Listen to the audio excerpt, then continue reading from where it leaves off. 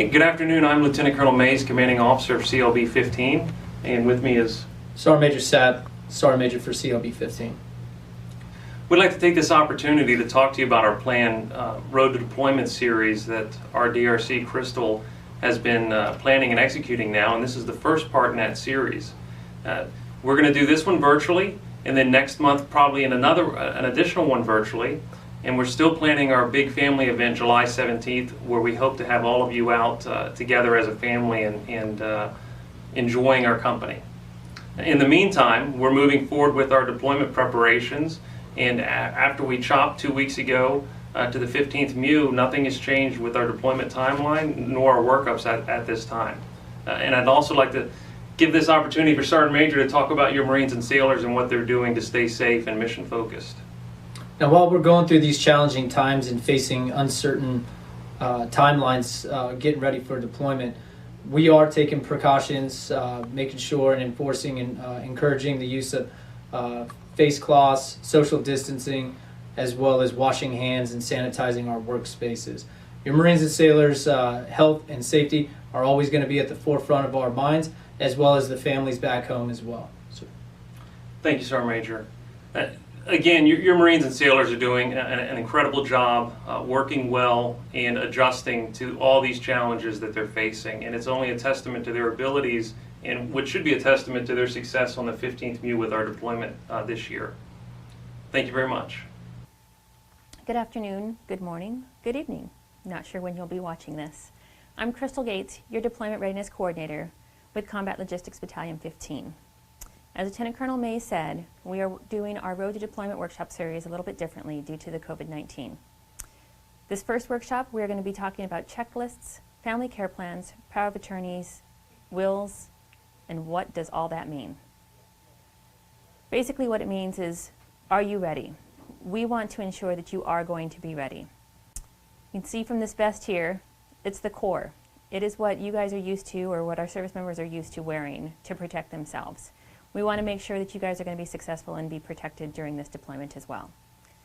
So in addition to this workshop series and covering these initial legal documents, we'll also be looking at other opportunities to be able to bring you these important steps that you're going to need to have to be successful during this deployment. So checklists. There's going to be 3 that are attached to the email that you're receiving this video in. One for single Marines, one for Marines with dependents, and one for married Marines. Take a look at all 3 and see. You can pick and choose, but most of the information that's on the designated one will be pertinent to what you're going to need to have. Things to think of, important considerations. What are those that you need to make sure that are going to be done and completed prior to your service member leaving? That family care plan, the wills, power of attorney, and ensuring that your SGLI and life insurance has the proper beneficiaries. These items are all going to be absolutely essential to every single Marine sailor and their families. So family care plans. We have learned very recently why they are important and why they need to be updated and validated. You want to ensure that you are updating and validating these prior to that deployment, ensuring that it's going to be correct and basically make it easier for when that member deploys.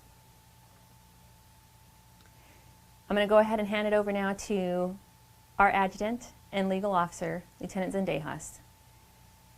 Take a look at the end of this video. You're going to have the additional dates for the rest of our workshop series and what they're going to cover.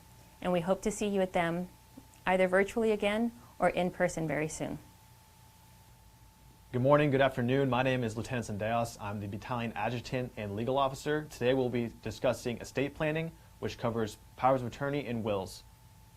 Will you or will you not need a will? You will need a will if you have children and want to appoint a guardian, or if you have part ownership in a family business, or if you have certain items that you want to distribute to certain people. You will not need a will if you are married, have no children, and want everything to go to your spouse, or you are not married and have no children and want everything to go to your parents in equal shares. When to update your will. You will need to update your will whenever there is a significant life change. So for example, that will be a marriage, divorce, birth of a child, death of a beneficiary, or other significant life events. You must be freely entering into the terms. The next thing we will discuss is powers of attorney. A power of attorney lets you, the principal, grant the agent the legal authority to act on your behalf.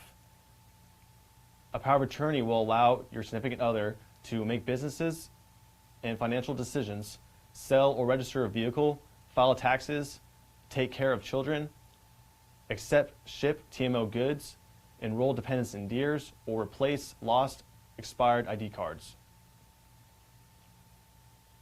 There are two types of power of attorney: general power of attorney and special power of attorney.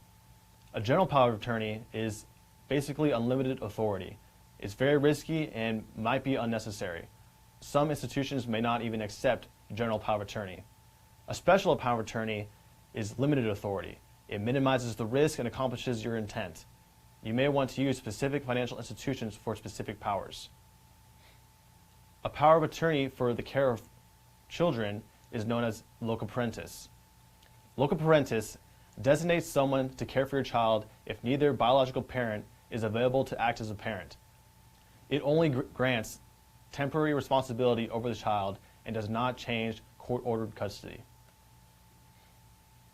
Another thing you will need to consider before deployment is your SGLI and your RED. Make sure you go on MOL and verify that your SGLI and your RED are all up to date and verified. If you have any questions, please contact me, the legal officer, or Ms. Crystal Gates, Deployment Readiness Coordinator. You can also go to Legal Services Support Section West, located in the 22 area. We hope you enjoyed your first iteration of our Road to Deployment series, and that if you have any ongoing issues or concerns or questions or any clarification that's needed, we ask that you seek out Crystal Gates, our Deployment Readiness Coordinator, and she will help you in answering those questions and getting you the information you need to be ready for our deployment.